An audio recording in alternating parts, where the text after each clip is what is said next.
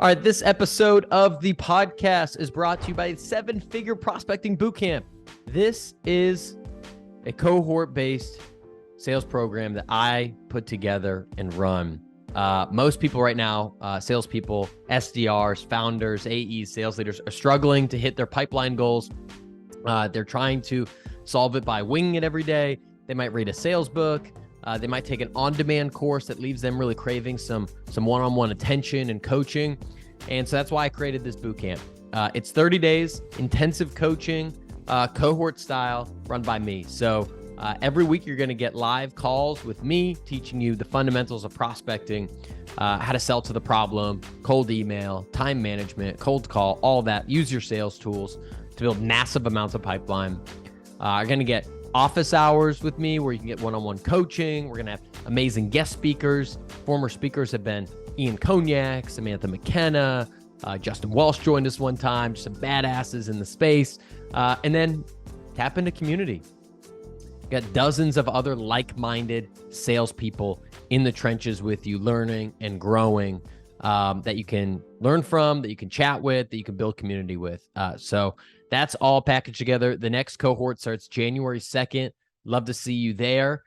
Exclusively for podcast members, people that listen to the podcast, you can check out the link in the profile or on my LinkedIn page. It's also on tasales.co. But if you type in the code podcast, you will get 20% off your order. So go check out at the checkout line, use the coupon code podcast. It's PODCAST to get 20% off. All right, now to the episode.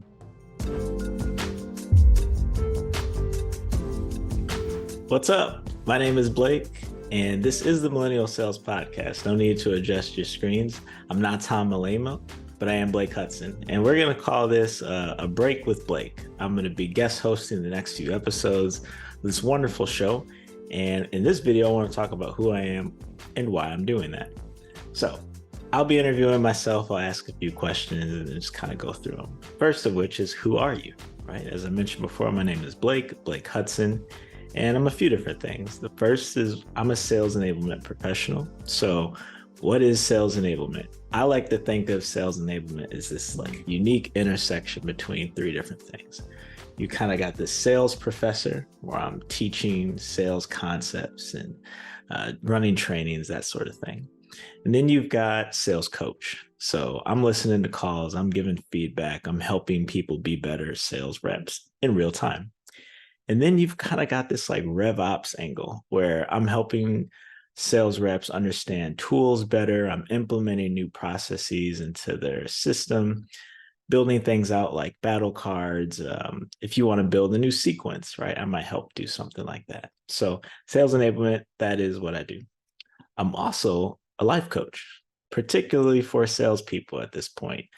B2B tech sales is the main focus. But yeah, I just believe that a lot of salespeople out there, they're going through some stuff, right? Good, bad, and ugly. And I want to help them navigate that with a sense of passion and purpose. Speaking of which, I have a passion for helping people have clarity in their lives and their careers in three different areas specifically. First is identity. So character, who are you? Who am I? The second is practice. So what does that mean? Your craft, the things you actually do. Clarity in your craft is going to really be powerful. And the last thing, as I mentioned before, is purpose.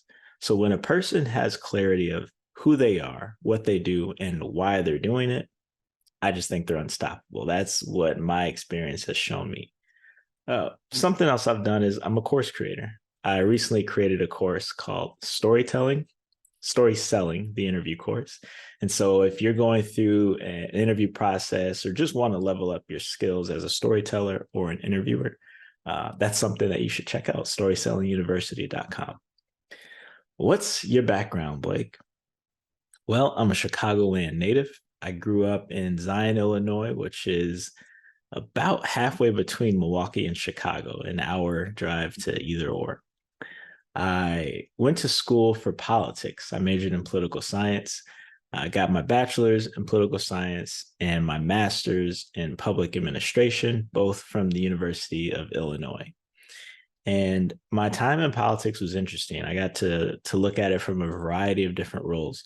I worked in government first as a Senate intern, our state capitol, and got to see how the process worked, right? How bills are made, passed, how people come down and bug politicians to get their things through and then bills turned into laws.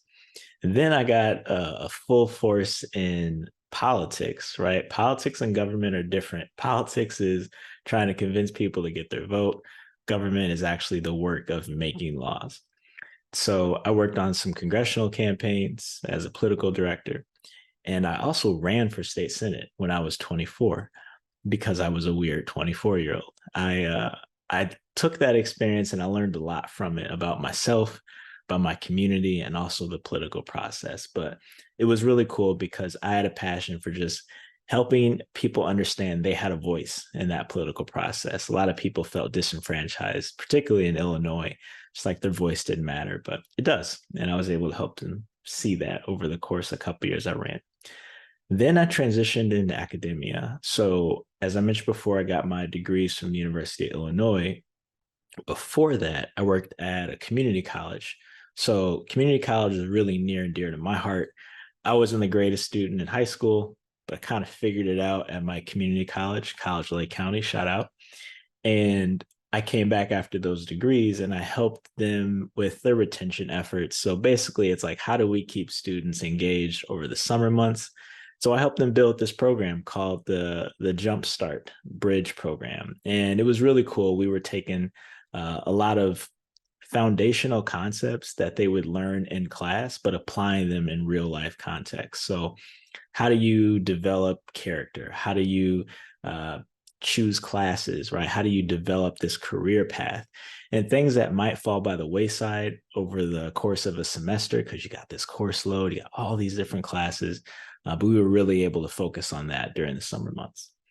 Lastly, I was an admissions counselor. So I was helping people, young people, right? 17, 18 years old, and then also their parents, right? It was a sale. I was helping sell the college, but it's also counseling, right? I'm helping people make what might be the biggest decision of their professional lives. And it was in that role where I started to realize I'd been selling this whole time. I just wasn't selling like a thing like a seller. I wasn't getting paid like a seller. And I wanted to change that. So I went through a tech sales boot camp called Victory Lab and became an SDR at a Chicago fintech startup. That was a wild experience. I thought running for office was wild, but being an SDR was crazy too.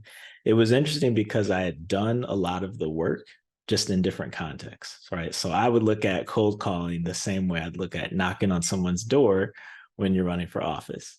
I'd look at counseling someone through an admissions process the same way as counseling someone through a sales process, how getting them from step one to step two. After my SDR stint, I got to be an AE, which is really cool, right? You're responsible for the full cycle. You've got to get people to close one. You've got that quota breathing down your neck every month, but it makes you a better seller, right? That pressure it makes a diamond, right? Then I went back to boot camp. So I got to go through that experience and it meant so much to me. And I wanted to help create that same experience for other people who were trying to get into tech sales. I worked at two separate boot camps, both of which Chicago based. And it was really rewarding because, as I mentioned before, navigating your life and career with clarity can be difficult. But when you do it, when you have it, you're unstoppable. And so I've been able to help hundreds of people get into the tech sales industry and thrive. And that was really fulfilling. But I was going an inch deep and a mile wide. I was helping people for 4 to 8 weeks at a time, but then the relationship from there would kind of just deteriorate a little bit. Not deteriorate, but like you start to get distance there because I got another cohort to focus on. And what I really wanted at that time was to go deep with a group of sellers, to like really help them navigate the highs and lows of selling. And so I left the boot camp and started as a manager for a tech sales startup here in LA. Didn't mention that. While I'm a Chicagoland native, I moved to Los Angeles about 2.5, 3 years ago now. And I got to say, I love it. Man, this weather, it really is great. I feel like they were keeping a secret from me. So I miss Chicago sometimes. I do not miss it about 4 months out of the year. Those winter months, you can keep those for a while. I've experienced enough winters to know what that's like. But yeah, LA based, and this was an LA based startup. And it was really cool because I didn't just inherit a team, but I got to build a team. We tripled the headcount. We created an outbound program essentially from scratch. And what was really fascinating, though, was that it wasn't just building a program, it was building a culture, right? One of the things I first said when I walked into that room was rookies win championships too. And just because SDRs might be seen as like the first rung on the ladder or the rookie of the sales world doesn't mean that we can't perform at an excellent level and be a part of quote unquote championships too. The other thing was just creating this like team environment. So I like to think of sales as like baseball, right? There can only be one person in the batter's box at a time, but you're still a team. You share information, you share feedback, and that makes everyone better. And I think that's really important at startups because you don't have everything figured out, right? We're still pioneering success. And so when someone's got breadcrumbs to success, they need to leave a trail for the teammate to come follow behind them. And creating that sort of 360 learning environment, it really helped foster a sense of trust and closeness with the team, but also success, right? Which at the end of the day, that's what we're here for. Next question. Why did you build? Oh, what's your sales background? So I mentioned the different roles I've been in. The thing I didn't mention was personal branding and content creation. And I feel like I kind of stumbled into this personal brand because really all I've done is like say some stuff on the internet. That's at its first and most foundational level. That's what that is. But what it really was about is that I had something to say that I really believed in, right? Which gets to this next question of why did I build this brand? I was talking about my bootcamp experience because I was trying to entice other people to navigate into tech sales as well. And what's interesting about that is I was just a step or two ahead of them, right? I'd been an SDR for a couple of years at that point, but like I wasn't some VP of sales. I didn't have, a decade of experience in the sales world necessarily, though I was about a decade into my career at that time. And what I noticed was that a lot of people, when it comes to building their brands, they feel like they don't have the space or the opportunity or ability to do that, right? Who am I? Why should I say something? Well, first of all, expertise is relative, right? You're always one step ahead of someone, and that someone might need to hear your voice, your unique perspective to really jumpstart things for them. Another thing too that I want to share is that your experiences plus your perspective is unique to you and you alone.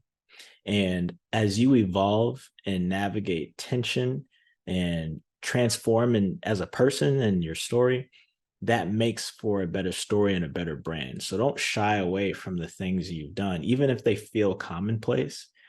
The way you thought about it, the way you think about it now is unique, and you can share just that alone. You can also curate content as well. I'm not going to get too deep into it, but the best thing I can say is that you can say some stuff on the internet too. You'd be surprised to know who's interested to follow along. And I would encourage folks to build your personal brand, which leads me to the next thing. Where is sales trending? Where is the sales world heading? Now, a lot of people, they get this question and they start to go on about like AI and automation, personalization at scale. Don't get me wrong. All those things are important. And for some people, that might be their answer. For me personally, I think that storytelling and self-esteem are going to be the two biggest things that are going to be important for sellers moving forward. Stories. So this next question, why do stories matter so much to me? Well, we're surrounded by them. Stories are the language of humanity, right? You think of like cave drawings, some of the earliest forms of communication. Those are stories, and stories draw our interest. They captivate us. You think about it, from tabloids and talk shows all the way to discovery calls and demos. Like, stories are the thing that make you lean in and say, tell me more. And the other part about why stories are so important is because we all have them. And I'm really big believer in that. The stories we tell ourselves about ourselves are the most important stories. When you can look at your life with this narrative perspective, it gives you a different approach to things. So like, you might look at setbacks and failures or just conflict in a different way, because you understand that those things are critical components to a great story. You cannot have a great story without some form of conflict.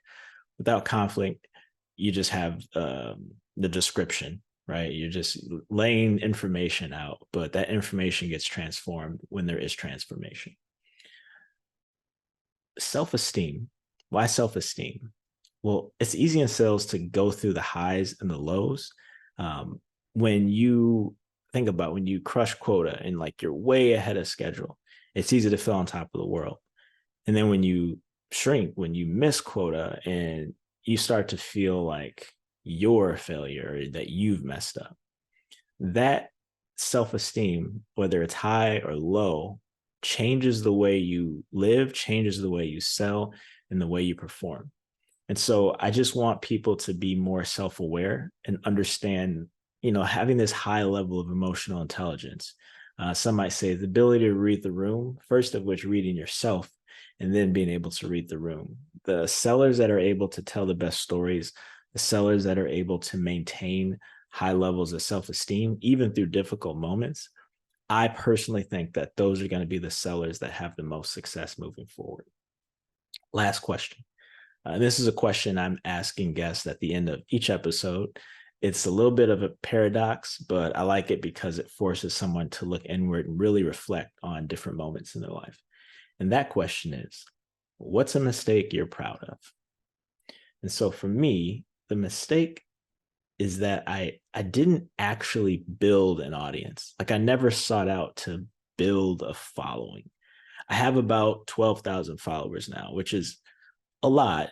Don't get me wrong. It's like more than someone just starting out, but it's also not, right? Like Tom, for instance, he probably got like 3-4 times that, but for me, I didn't start a podcast. I didn't start a YouTube channel. I didn't for a long time create a course, and I could have probably done better, more opportunities had I done that focus on exposure. That was a mistake, I think, in the long run, because I've had so many benefits from the brand I have built. Well, it would stand to reason that I'd have even more opportunities if I built a bigger brand. Well, the reason why I'm proud of it is because authenticity and intention are really fundamental to my brand. And by delaying that growth, mindset when it comes to the audience, I've been able to have a lasting impact on maybe fewer people, but the people that are about what I'm saying. And it's not just about a post here or there anymore. It's about changing people's perspective and helping them reconnect with their purpose. And I think that those things came from having that patient approach to an audience. All that is in the context of me doing this show. So as I mentioned before, I just think this show is a great resource. It's been going for over 5-6 years now. And I wanted to make sure it continued. Tom is busy. He's building different parts of his business. He's sharing and serving his audience in so many different ways. And I just didn't want this to lay dormant. So let's just call this a break with Blake, the Millennial Sales podcast, guest hosted by yours truly. I hope you enjoy the episodes, and who knows, maybe it'll continue a little bit longer, but we'll see what Tom thinks. Thanks for sticking around and listening to this intro. Let me know what you think.